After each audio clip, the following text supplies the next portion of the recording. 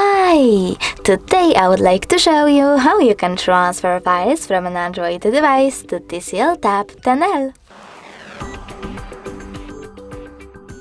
Firstly, you need to access Play Store on both devices, tap on the search bars and type in Send Anywhere. Then install this free app from this developer and open it.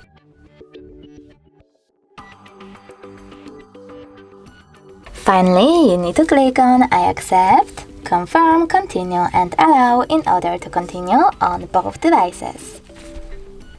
After that, I need to rotate my tablet real quick and then select Receive on TCL TAB and Send on an Android device.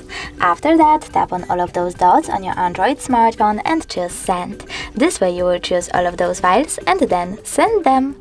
It will take a long time to do it now, so I will go into Photos. Select only one, for example that one, click on Send and tap on Got It. As you can see now, we have the connection ways. We can scan this QR code by tapping on this scanning icon on TCL, choosing while using the app or only this time and pointing our camera at this QR code. But we can also input this key over here and then connect those devices by choosing Receive.